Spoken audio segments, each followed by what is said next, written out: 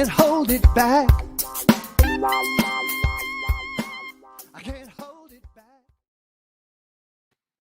Hello, everybody. Good evening, and welcome to the 9th episode of Streaming Hot.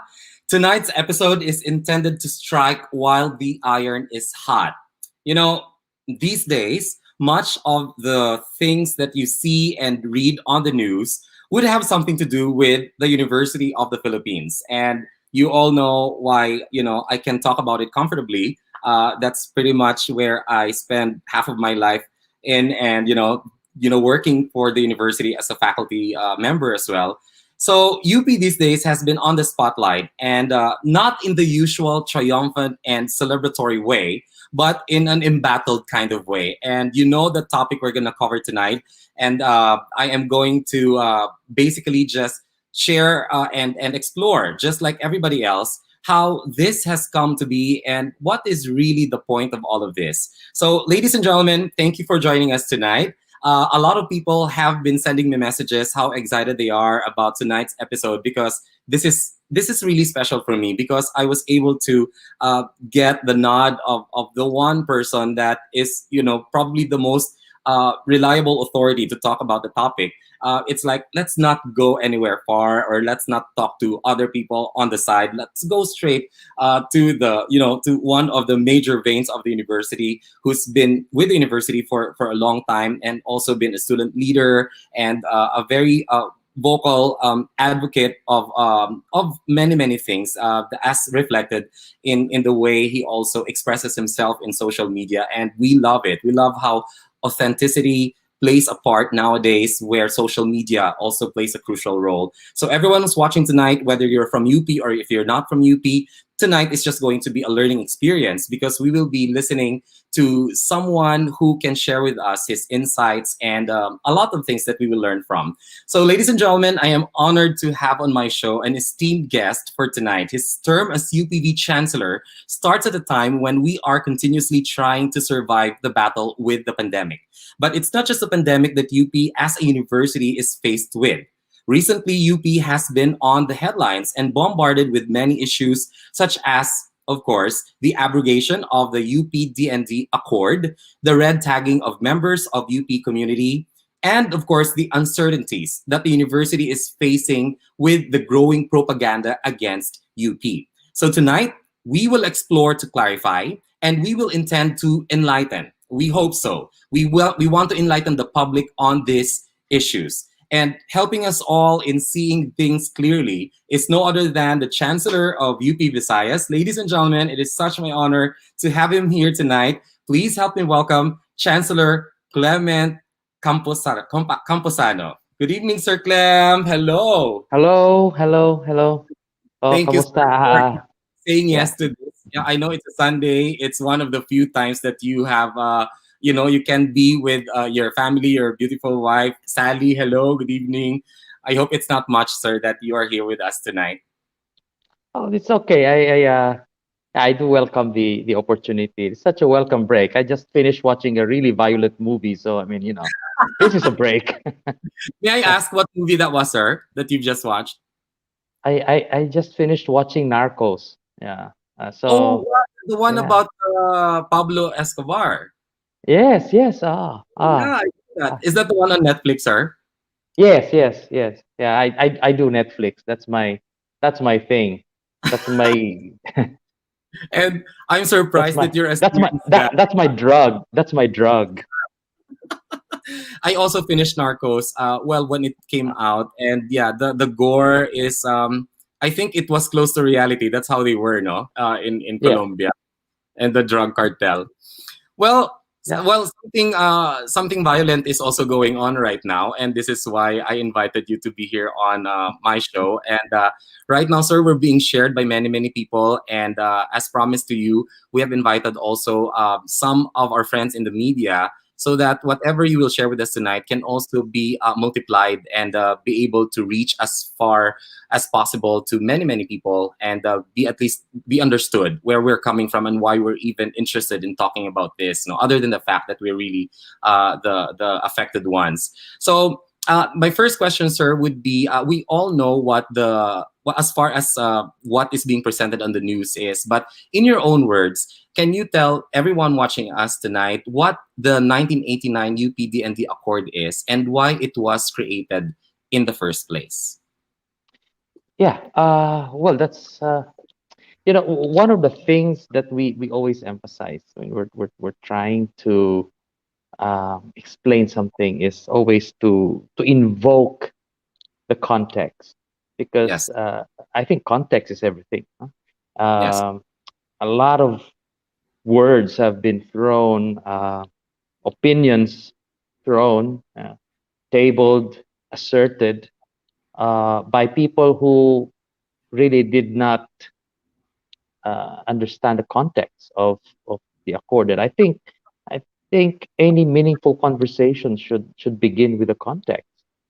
Um, so, well, the context is that the accord came at a time when the university itself, the democratic space that it represented, was under threat, and the accord was really a mechanism uh, that was intended to address the interests of both sides, meaning to say law enforcement on one hand and of course the university on the other. Uh, that's the reason why I always emphasize that the accord does not really assert anything new. Okay, it simply articulates uh, certain ideas that are already there in the Constitution, Mm-hmm. except that they needed to be emphasized because at that time uh, the situation called for a certain emphasis. Mm-hmm. Uh, Yeah. okay, so it was the accord really articulates certain principles that are already there in the Constitution and in other existing laws, Mm-hmm. but in a way that would allow our law enforcement agencies to perform their mandate in a way that does not disrupt the mission of the university. Okay, Mm-hmm. which was to create a democratic space, Mm-hmm. a free market of ideas, so that the kind of education that we want, which has as its uh, what what the depth ed people would probably describe as a learning objective, or learning outcome rather. Yes. Yeah, uh, uh, you know, Mm-hmm. a critical mind, okay, a critical consciousness, okay, Mm-hmm. that it's so necessary for democracy to function. And so, that was the thing then. And the I think there was consensus that the law enforcement needed to have. I mean, they need to do their work, Mm-hmm. okay, and certainly university was not trying to stand in the way of law enforcement, but at the same time there was a recognition that uh, you know while you need to enforce the law, you also need to take care of the needs of the academic community, because we cannot perform our function as a university if we are not free to discuss it freely, if there is no free market of ideas. Mm-hmm. Because ultimately the work of a university, I mean, university is not just a training institute, or uh, what you would call this Like uh, a manufacturer of diploma.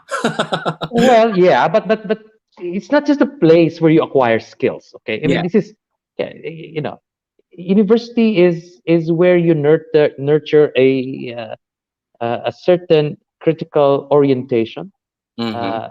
Uh, will you also nurture both the sociological and the historical imagination, so that Yeah. people can begin to understand not only their place in society and how their biographies intersect with Mm-hmm. history, for example, but that they can also understand the historical moment, okay, the Yes. larger historical scene, and these are crucial, no?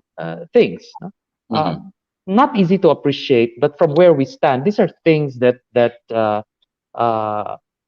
justify the existence of universities. And well, anyway, so that accord was really meant to address the needs of both sides, and I think for the most part, it has worked. Mm-hmm. Okay, we are not, we are not going to stand in the way of law enforcers if they come to us with a warrant of Mm-hmm. arrest Mm-hmm. or a search warrant, no? But what we need them to do is to coordinate with us so that they can do their job without creating an atmosphere of fear, okay? Mm-hmm. Without creating an atmosphere of uncertainty, Mm-hmm. uh, and that people don't feel threatened in any way, no? Because then people cannot have free discussions if they feel that at any point, any time, law enforcers can just come in and pick people up and arrest people, Mm-hmm. or maybe break up a rally or political activity. Uh, so those are some of the things that we had to consider. And as I said, the accord or agreement or whatever you choose to call it, Mm-hmm. uh, it worked. Okay, Mm-hmm.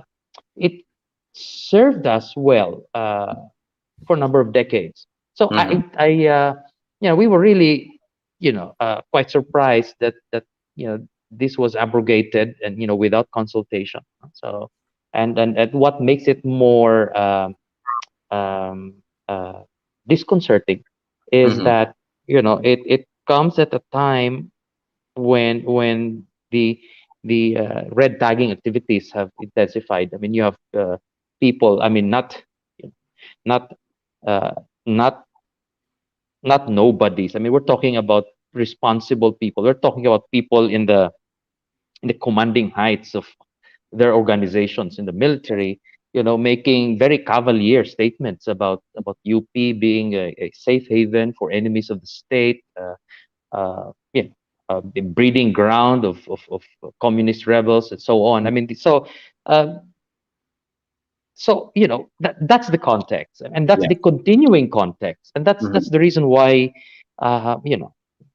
the university is up in arms, if you Yeah. may, okay, because we one, we cannot accept uh, uh, the fact that the allegation that we are a breeding ground of communist rebels, Yes. that we are a safe haven for Mm-hmm. enemies of the state, no, which is really another way of saying terrorists, right? Yes. um, we cannot also accept the situation that will create, that will be Mm-hmm. created by the abrogation, Mm-hmm. and we certainly do not accept the premises upon which it is based. Okay, Yes. especially the kind of rendering that they've done as Yes. regards the university. So uh, on so many levels. I mean, it's just so wrong on so many levels that I, I I think any right thinking constituent of the university should register his or her or uh, or her opposition to an opposition We to see what that has now happened. pretty much everywhere. Every UP campus has been expressing their disgust about this, and yeah, we feel that way as a community. But from the outsider's point of view, sir, going back to the idea when the accord was set in place, is it safe to say that before the accord was put into on paper, the military were really picking up students from the university and activists who are members of the UP community? Was it something that the university had to initiate to protect the members of the community? Was that something that really kind of triggered the university into going for an accord? Yes, yes. In fact, there was an immediate antecedent to that, the Donato Continente case, Yes, where right. a staff member of the collegian was actually picked up. No? So Uh, and it's not like it has stopped. I mean, yeah. No, no, elements that. of the military continue to operate, in many of our campuses, in Yeah. Diliman, for example. And so so there is, a basis for entering into this agreement, into establishing this safeguard. Okay. Mm-hmm. um, and you know the, this agreement was a result of the coming together of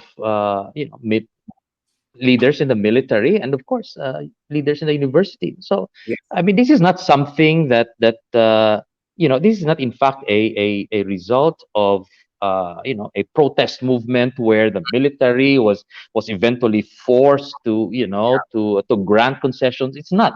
Mm-hmm. It was just a realization among members of the government, the Mm-hmm. executive, the military, and Mm-hmm. the university leadership, that Mm-hmm. they needed to do something. That there was this understanding um, from both sides that uh, national security goals are important, and Yes. we need we need to act on these goals, but we also have to respect the mission of the university. Yes. We have to to you know we will aim at those national security goals in a Mm-hmm. way that does not uh, uh, undermine the work of the university, because really there is widespread consensus as well about what UP contributes to the national life, national political life, and our economy. Yes. Uh, and much of that Mm-hmm. originates from the kind of atmosphere that we have uh, inside our campuses. So there's no Yes. question at that time that the the the value of academic freedom, and the value of uh, having that free market of ideas inside our campuses. No? Uh, Mm-hmm. that it was something that allowed UP to produce um, not only excellent civil servants, but scientists, artists, lawyers, Mm-hmm. teachers. Mm-hmm. So ito yung brain trust, di ba? So uh, what's the point of impairing the one Mm-hmm. institution that provides you with the intellectual muscle? Uh, Yeah. so yeah, so that's the point. And so that's why we were all taken aback when Secretary Lorenzana on his own, uh, and I don't know, was it a stroke of genius or a stroke of whatever? Okay, decided to uh, to abrogate this Yes, sir. accord. Related to that, sir, because you have a background as a political strategist and a political advisor. Did you see signs of the abrogation before it was officially announced? Because from our end, being members of the community, it was shocking. It's like, where was this coming from? How about from you, sir? Maybe you have a different, gut feel about how the government works nowadays. So can you share with us the moment when you discover or when you heard about that news? What went on your Uh, head? well, I was surprised because I didn't expect it, Okay. but thinking about it now, Mhm. actually I mean, if you look at the relationship of the Duterte administration to the military, it's not surprising because I think this is a point in history when the military feels very empowered. Yes. Okay, Mhm. um, military has really, I mean, become major players in, or actors in government policy making. Mhm. Um, for example, there were instances when the president would make a statement about canceling this kind of purchase. Mhm. Uh, canceling the acquisition procurement of Mm-hmm. weapons from the United States, and then a week and a half later he takes it back. So I mean, there are signs that somehow, in fact, it, the military is a serious player in the way government makes decisions, and Mm-hmm. that they could walk back the president if, Yeah. when it comes to issues that were at the very core of their interest, like procurement and all of that. Um, and the president himself, in fact, simply candidly admitted that in fact, he he he uh, he uh, he takes very seriously what the military thinks. So I mean, it's, you piece all of these things together and realize that in fact, at no other point in our history, except perhaps during the time of Marcos, that the military Yes. had such a uh, an outsized role in policy making. And Yeah. I think that the decision to abrogate the accord Mm. fits into that atmosphere. Okay. Yeah. Uh, Yeah. and my sense is that, because the term of the president is ending uh, soon, uh, Mm-hmm.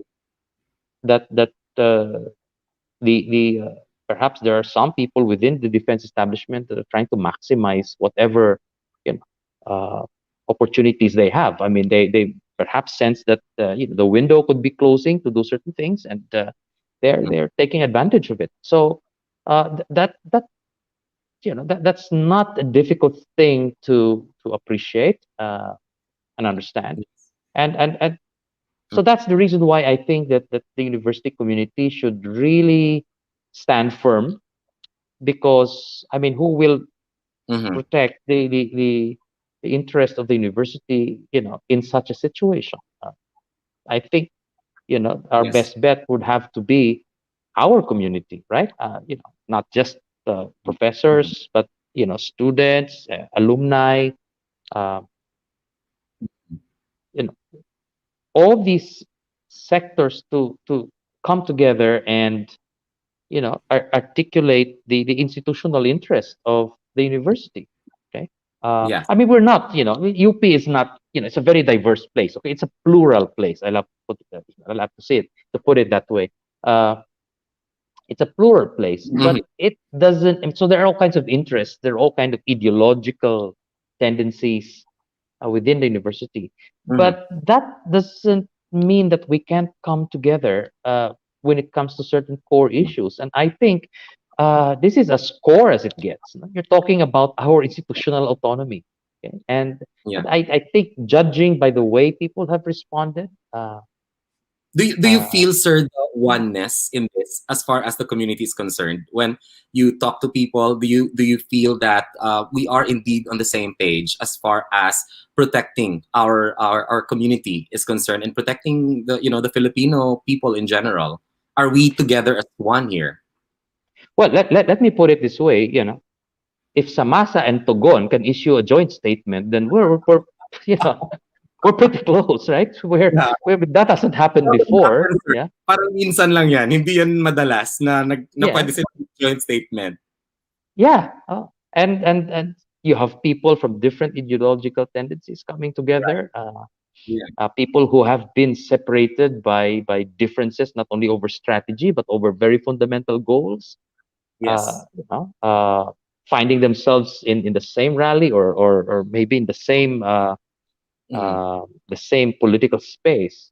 So, Mm-hmm. uh, so there is this unprecedented consensus within the university, and on the other, on the other hand, I mean, that's good. That's good to see. Yeah.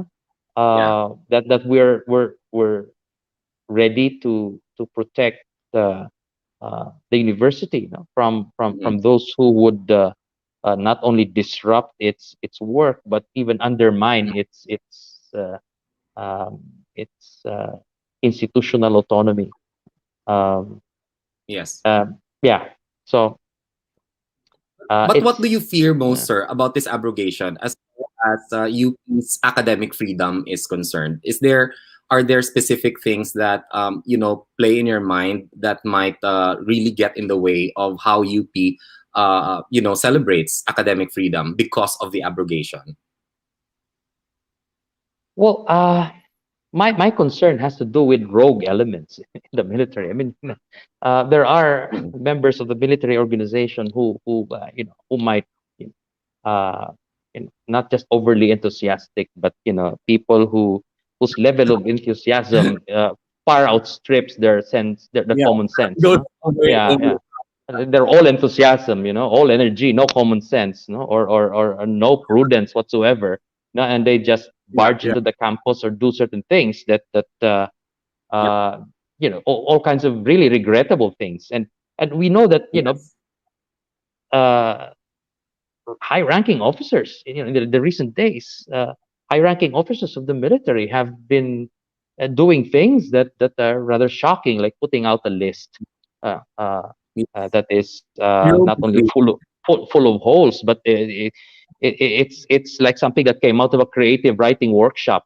yeah, Uh, so so you have that kind of problem, no? I don't I'm not afraid of, I'm not concerned about the likes of Delphine Lorenzana, who appears to be rather sober, and seems to be a rather calm person. We worry about the Parlades of this world. Okay, we yeah, worry about the field officers who might find in this abrogation a signal uh, to push the envelope, yeah, and go after what they consider to be enemies of the state. Okay, right. after all, that label has been going around, and Yes. has been foisted by their leadership. So Mm-hmm, mm-hmm, that's the fear. That's my concern, and mm-hmm, I think if we are uh, if you're going to look at the historical record, I mean, mm-hmm. what has happened and what the uh, it, the things that could go terribly wrong. I mean, you would have a cause for concern. Mm-hmm. I mean, look, the military has operated inside UP campuses even with the accord. Okay, there have been cases where they were caught doing, operating without coordinating, without permission from the university. So how much more now? Yeah. Uh, so yeah, I mean, look, the university as a place needs to be a marketplace of ideas. Okay, Mm-hmm, mm-hmm, and so by design mm-hmm. we have to be a place where all kinds of ideas are discussed, are tackled, are debated. We um, uh, so uh, in a sense,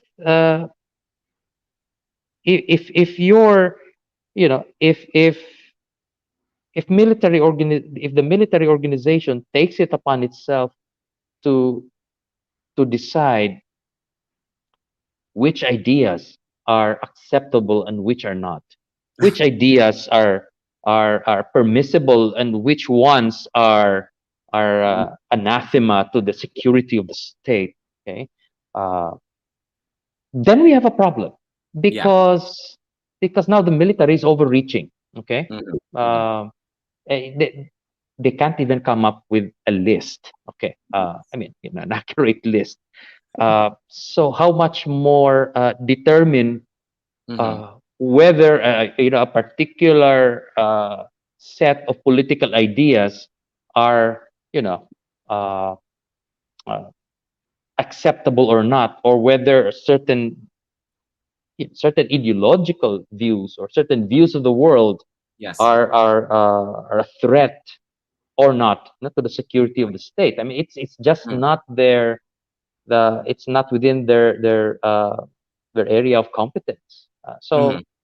But they presume to do these things. They presume to make these kinds of determinations and act on them. So that's our problem. I mean, it's like somebody who has done a very bad job of driving and now insisting to drive a bus. No? Yeah. or some very sophisticated vehicle, a Ferrari, for example. Just if you can afford to uh, buy a bus, then they drive a bus. I think that's the yeah, idea. yeah, uh, s- so yun yung ano, no, yun yung concern natin. The red So tagging we now has gone beyond UP. They've added to the list schools like West Visayas University, then Mhm, Central Philippine University. I think CPU also came up with a statement in mhm. response to that list that they came up with, and I think in that list, funnily enough, UPV is not included. Are you aware of that? It's like UPV is not in that list. They've included UP Really? and UP Manila. Yeah, that's we were talking about it today because we checked the list and UPV is not in it. But I know UP professors in the past have been red tagged, and it went out in the media. People who Mhm. were worried and scared about it really. So as our chancellor now, sir, do you discuss this in the administrative level? How to ensure the safety of the faculty who might in the future will be named by through red tagging? And if that happens, sir, what do you think is the best step that the university can take to ensure the safety of our members in the community, whether a student, a faculty, or a staff? Well, definitely that's something we discuss. Okay, Mhm. and if I may just update you on this, I'm discussing the possibility of creating a quick response team made up of volunteer lawyers from the UP alumni, no? That's So wonderful. that Oh my God. yeah, so that if any student or a member of the faculty is threatened, Mhm. or whose rights would be violated, then we would have the capacity to um, uh, provide Yeah. Legal legal counsel. relief, okay, Yeah. legal counsel. So yeah, so well, our my advice, of course, to members of the community is that, well, one, we need, of course, to be aware of our rights. Okay, Mhm. Mhm. um, we need to be very clear about what it is we are entitled to under the law. Mhm. Mhm. Uh, and number two, we have to be prepared to assert those Mhm. rights, but Mhm. in a manner that is also that does not unduly jeopardize our physical security. Okay, Right. Right. um, so that's why we for example, no, there was- sometimes I'd be asked if my permission would be sought with administration if Mhm. we'll allow I mean, for a political action or a rally, then I Yeah. I would allow that. But well, one, I will ask the organizers to make sure that you have security protocols in place to Mhm. make sure that you're not infiltrated. We Mhm. instruct our security guards that to make sure that they are on alert, and that they try to monitor other people, other groups that may want to enter the campus and take advantage of that activity. Mhm. And because it's we have a pandemic, we Mhm. will always insist that they follow health protocols, no? That too. Yeah. um, and I do coordinate with the city government uh, Oh. re- Okay. regarding this. So Mhm. I inform the city mayor that these things are going to, there are some people who will be coming to the campus. It's a small number, and they will express their opposition to the abrogation. It will be a rally of sorts, but it's not going Mhm. to be where the place is not going to be packed, but Mhm. yeah, just a few individuals. Mhm. And so we do that. We do these kinds of coordination. Okay? Yeah. Um, as to what we will need in the coming days, we were still trying to make that assessment. Mhm. But definitely, I think it's a good idea to have a quick reaction team of volunteer lawyers Yeah. who will come to the aid of students and faculty members who would not only be red tagged, but if they're actually Yeah. harassed Correct. Yeah. by law enforcement. Mhm. Um, those are some of the things that we're trying to do. No? Mhm. The good thing now is that because we're all doing remote learning, so Yeah. we actually don't have students on campus. So there's no reason for for the police or the military to want to enter our campuses. Did you get Be- feelers, sir, after the abrogation in UP Visayas? Did we get some sort of like feelers? Because in Diliman, suddenly the next day there were military people mm, who went inside for gardening purposes or like that activity. Did we have similar incident in UP uh, Visayas or anything like that? not really. Yeah, not really, because I think the situation in UP Diliman is quite different. You know, Yeah, the university campus in Diliman is an open campus. You really right. cannot completely close that because there are civilian communities there, Yes, yes. and we have there are university properties in the vicinity of UP Diliman, Mm, where you have commercial establishments. So, yes. you really cannot completely wall, Yeah. it's not a walled off campus. And Right. so, Right. the military, or other groups actually do have access to it. Mm, And it's really normal not to actually see, before the pandemic, it's normal to see, for example, military vehicles transiting, mm, crossing the campus, doing a mm. shortcut, for example. Yeah. That's pretty normal. And uh, you know, also But you sir, would see the police whole vehicles once in a while. Yeah, now it changes the whole thing because of the abrogation. Suddenly, just a mere passing through, maybe, or just the presence, it makes yeah, you people get a little bit, on their toes because what the possibilities and a little bit of the paranoia, I yeah. think. So yeah, and also, sir, speaking of expressing ourselves as UP members, members of the community, expressing ourselves on social media, is it right? Because sometimes I feel afraid to express myself, speaking up against the government because I might be red tagged. I'm not sure. What do you think of that? Is this what they want to happen, or is expressing ourselves, something that should not stop people or should not stop us from, continuing to be vocal about what we think, without having to put ourselves in danger? Because I also see that in your personal accounts on social media, you also kind of express you're very vocal about what you don't agree with, with Yeah. what's going on. So as far as our community is concerned, is that something that we should be worried about, or it should be, going the other way or the opposite way? Well, that's exactly the sort of thing we should do, because if we don't do that, then we would have lost already, right? That's Right. the intention of people who red tag. They're here meant to intimidate people, and so Right. the best way to respond to red taggers is not to be affected, Mm-hmm. not to be intimidated, because red tagging is a form of intimidation. Mm-hmm. It's a Mm-hmm. form of intimidation. It it's like terrorism. When you create something, you set off some explosion. So the goal there is so that you disrupt people's lives, no? So Right. I suppose one way of resisting that would be to try to live as normally as you Yes. can, Yeah. to tell those who would disrupt your life that you remain Mm. undisrupted. Okay, that Yes. while you are a little more cautious, you will continue to do the things that you do. I would ask members of the community to do exactly that. I mean, continue expressing yourselves, continue criticizing government, but not Yeah. only government, but everything you feel like criticizing. I mean, you can criticize other people's fashion choices for all I care. I mean, that's okay, right? I mean, That's academic that, freedom, guys. that's academic freedom, right? You can theorize about the Yeah. sartorial excesses of a certain Sal Panelo. I mean, that's okay. I mean, Or that's hairstyle of Harry Roque. Why not talk about it, yeah, right?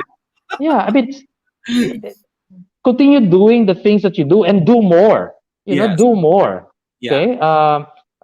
And by more, I mean not only do more political things, but do Mm. other things as well. I mean, because you know there are many issues that affect us. I mean, it's not just political issues, not just issues that have to do with government policy. Okay, Yeah. um, we have bigger battles to fight. I mean, we have to fight. Uh, for example, we need to we need to we need to address the issue, for example, of gender inequity. Okay, we need to Mm. fight. Um, what do you call this? You need to fight bigotry. Okay, Yeah. we need to fight exclusion. Okay, And these are some things that are, very subtle, and they need, they need precisely the kind of mental acuity that can only come from a free atmosphere, a free market of ideas. Mhm. Alam mo yung isa lang naman ang paraan upang mahasa yung ano, di ba? Yung pag-iisip, ano? Okay? Yes. Through contestation, through discussion, through debate. I mean, uh, you can't sharpen a blade without rubbing it, right? I mean, without putting Right. friction. So it's the Yes. same thing with the mind. You need to enter into critique. You need to engage. You need to critically engage ideas uh, to develop precisely that kind of ability, or that critical capability. So anyway, so we need to do this. Okay, so Yep. we need to continue being what and who we are. Mhm. Okay, so we will continue to rail against injustice. We will continue to rail against human rights abuses, but we will continue to rail against uh, structural inequalities in society, against gender oppression, against all kinds of oppressions. And I invite UP constituents, our students, our faculty members you know, to not surrender that, Right. because that's our identity as a university. Okay, we have to be what we are, okay, or what we need to be as an academic community. Um, and some of these things, some of these battles that we need to fight are battles that need subtlety. They need, you know, uh, they need theoretical sophistication. Okay, uh, But and and sure. Yeah, this is something we enjoy so much in our mhm, community, in our circle. We talk about this as a faculty student.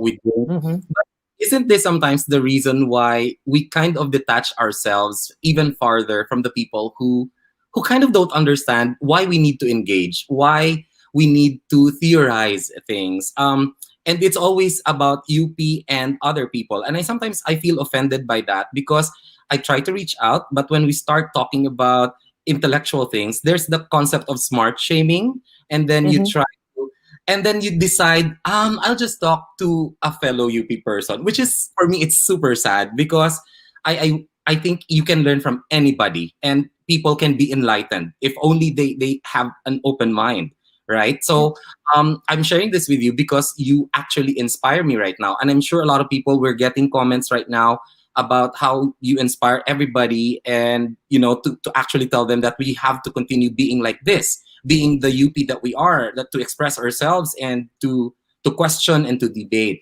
But let's go into the idea of, do we actually distance ourselves farther from those that Mhm. may not even have actually kind of tried to understand us in a way? Well, yeah, that's something that we in the university should really address. Mhm. Yeah. There is my favorite sociologist, Pierre Bourdieu, Yes. would talk about what he called a theoreticist bias. Okay, and it's the sort of thing that a middle class academic background makes possible, but which is totally alien to people who have to work for a living. Okay, Yeah. uh, yeah. But then again, I think that just because a theoretical orientation, a theoreticist uh, orientation would be Mhm. something rather far removed Mhm. from everyday life. Okay, Yes. uh, uh, far removed from uh, what goes on uh, in the marketplace or in the streets. Uh, it doesn't mean that you cannot attempt to bridge that gap. Okay, Yes. it doesn't mean that you shouldn't try.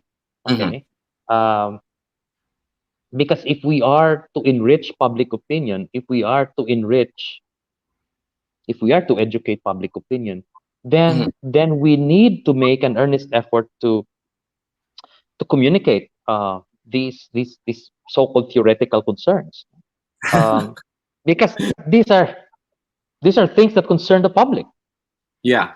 Uh, And but of course it's important that as academics that we also are reflexive. No, we are aware that in fact when we speak on certain issues we do so from a rather privileged position.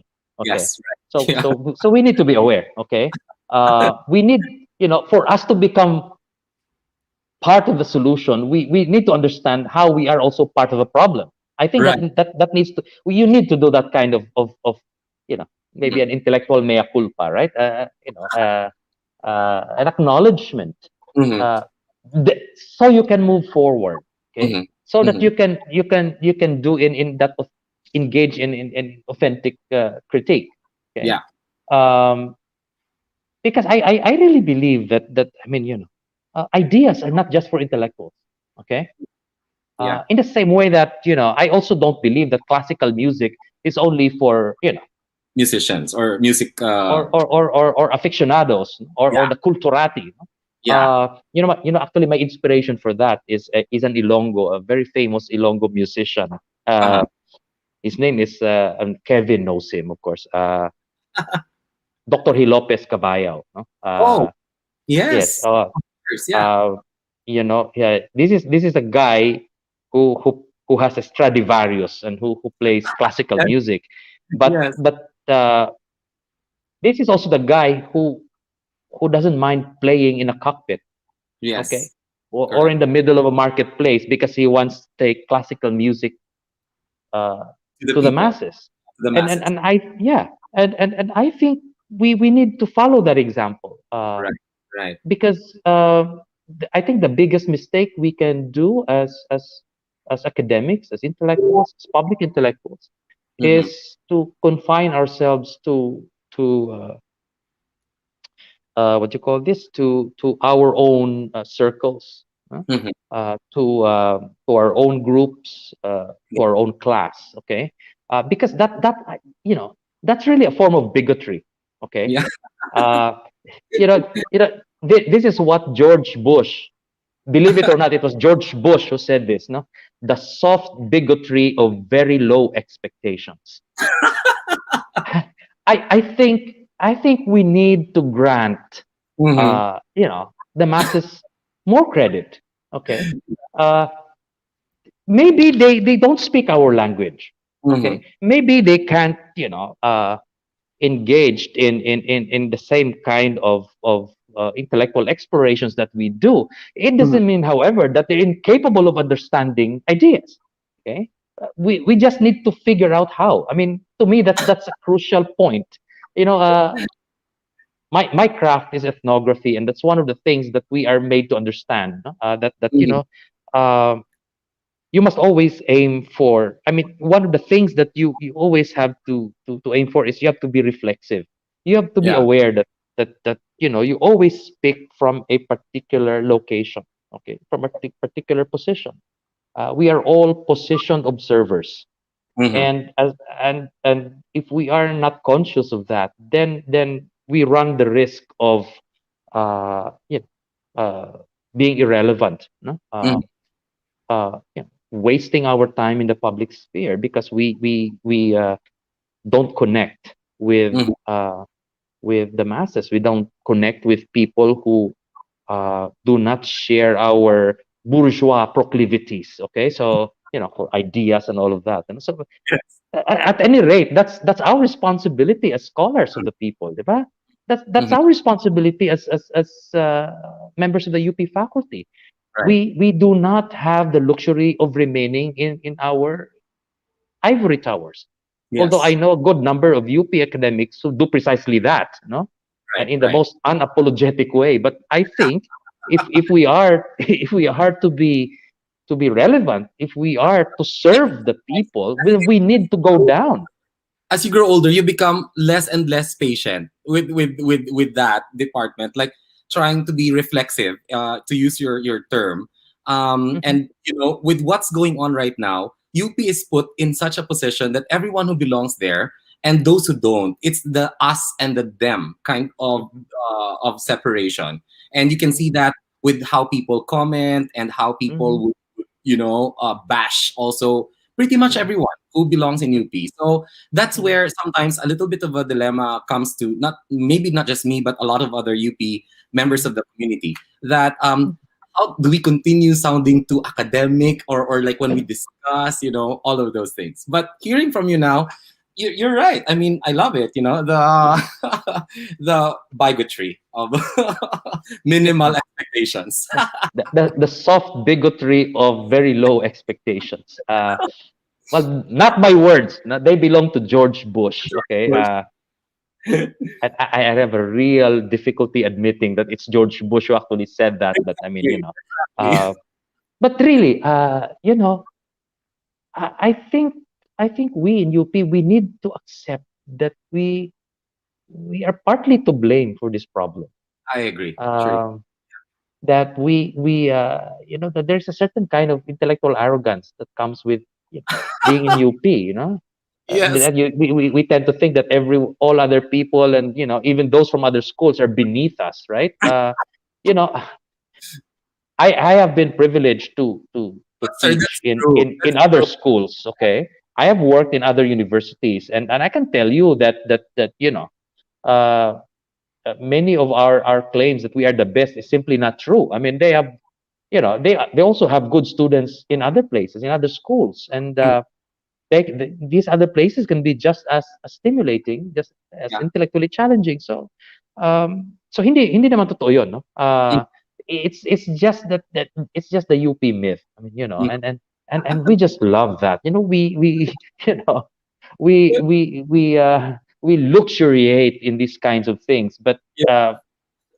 but I think that if we are to be, iskos and iskas, if we are going to be iskolar ng bayan, Mm, we have to take that seriously. Then we yeah. need to be of the people. We have to, one, we need to be prepared to come down from our ivory towers, and Yes. number two, we need to accept Mm, that uh, uh, you know people who are not academics, okay, mm, people from the basic sectors, mm. informal settlers or whatever, they also have ideas. They are also capable of reflection. They're capable of theoretical ideas. Okay, Yes. um, except that we need to speak in their language. Okay, Yeah. we need to access their code, so to speak. Yes.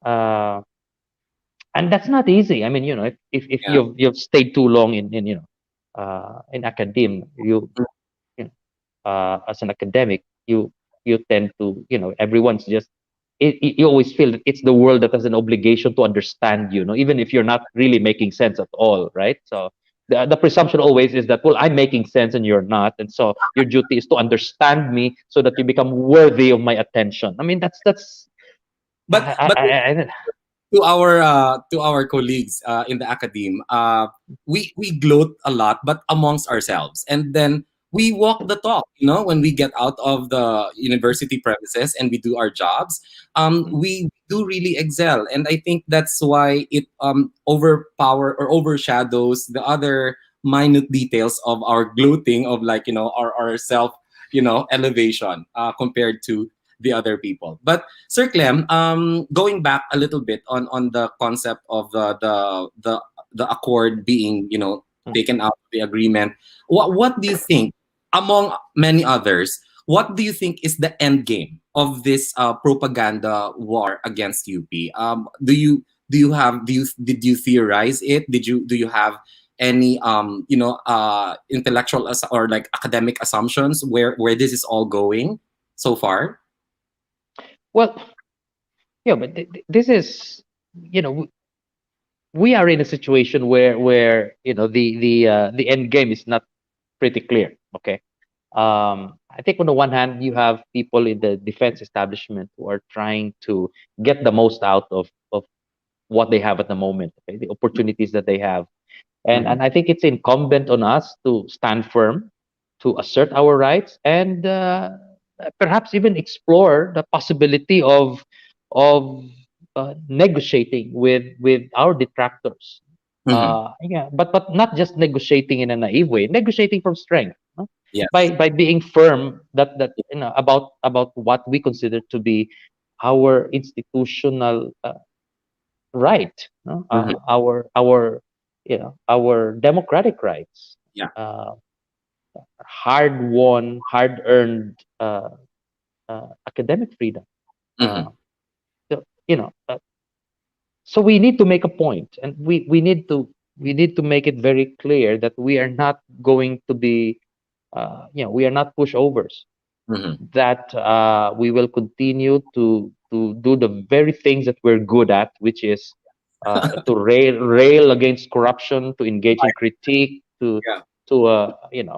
articulate unpopular causes, to do all sorts of things Yeah. that we're good at, no? Yeah. Yeah, 'di ba? Because that's what we are. I mean, that's what a university is. Uh, Anything less than that, then you're just a training institute, okay? Uh, 'Di ba? Mm. So things like this would be welcome, but also, we need to, yeah, maximize our opportunities in social media. Uh, Yeah. Correct. I hope the bright boys in the military will understand that, uh, there's social media, and that you know no amount of red tagging is going to shut us up in Exactly. social media, right? Yeah. um, and um, uh, you know while we do treasure the safe spaces that we have been able to create in our campuses, Mm. we are also prepared to do battle, you know Yeah. on social media. Yes. uh, and that we're not going to quietly go away, because that's what we are. You there is a great deal of, I mean, especially if you read the comments, uh, Mm. in some of the newspaper articles that come out, and then you get a flood of, some of these comments are really pro military. They're very anti UP, that sort of thing. It makes you think that there's probably not just a pandemic, but there's also an epidemic of stupidity, I think. But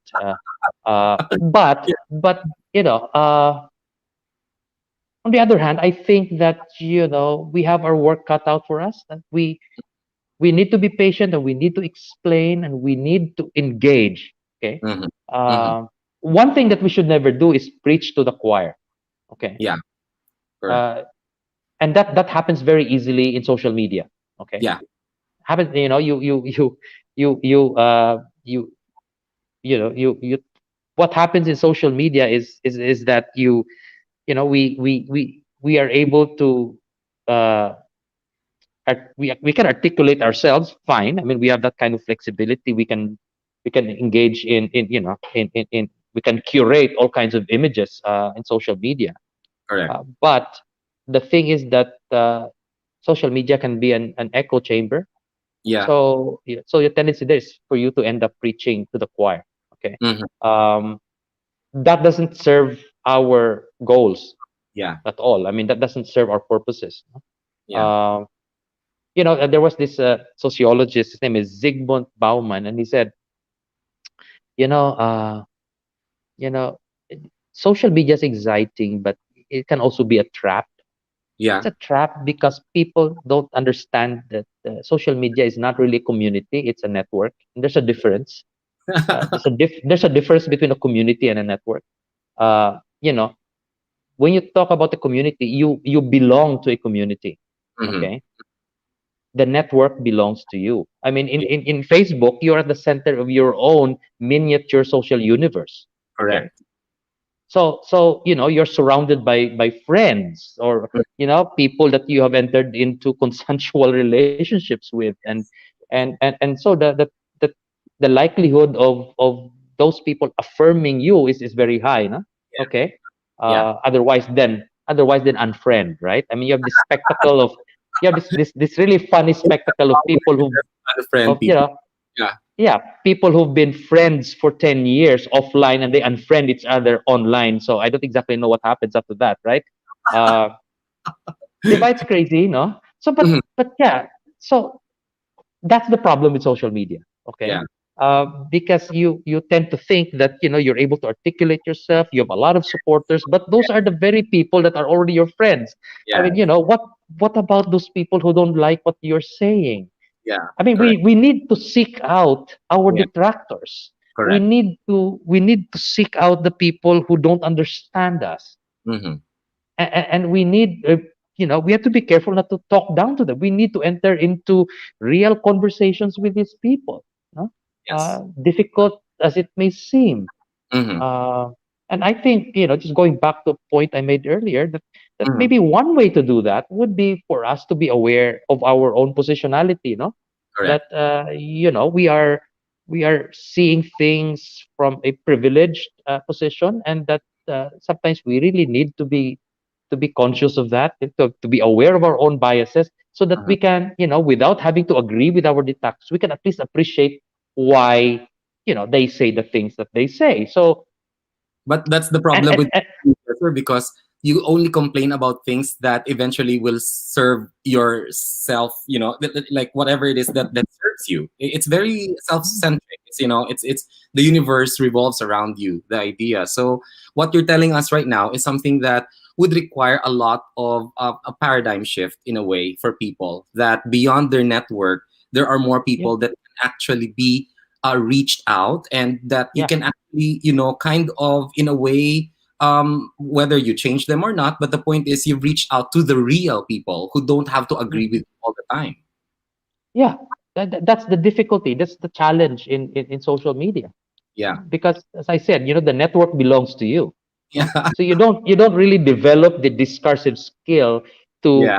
to engage in conversations, no? To put across ideas, because the tendency is, I mean, you already have your army of uh friendly audiences out there, people who Yeah. like you, people who are your friends, and True. they're expected to like.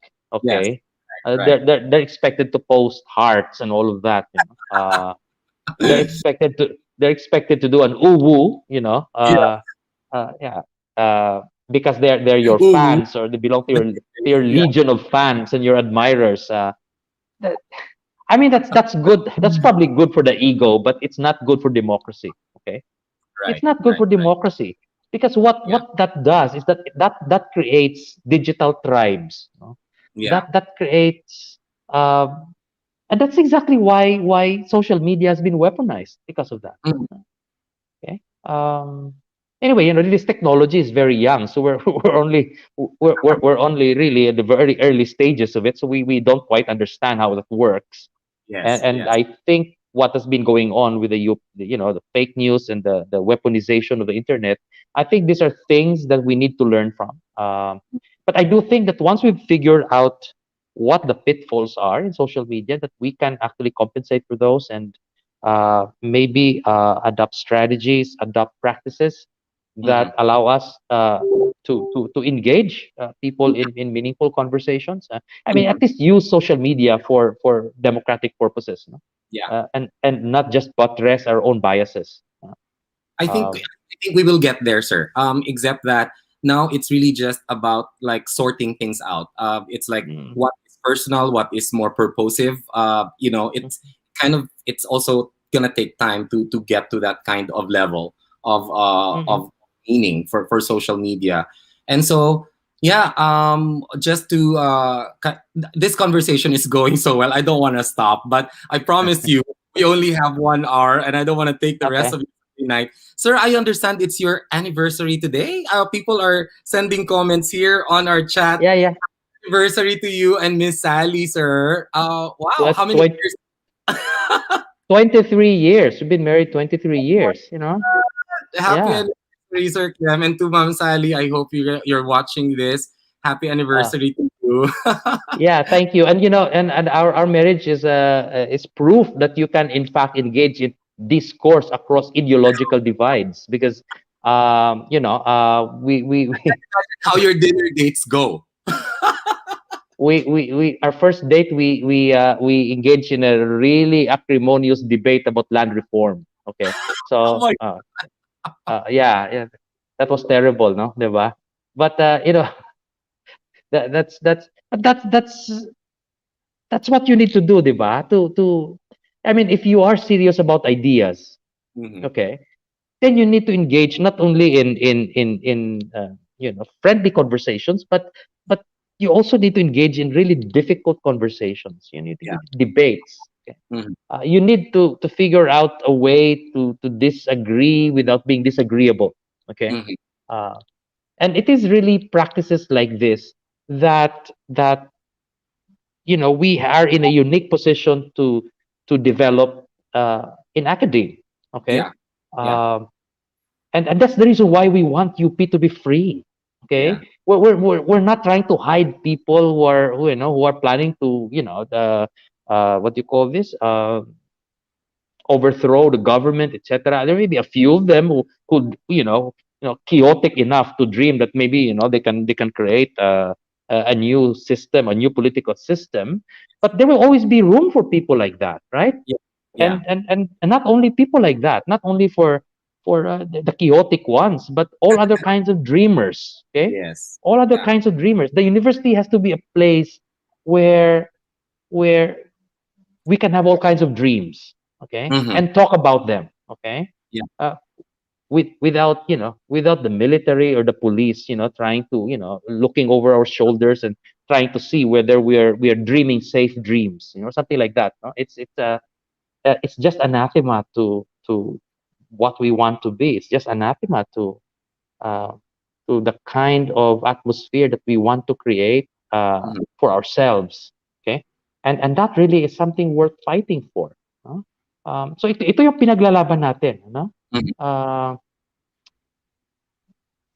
we are fighting for a right to remain a university. Right.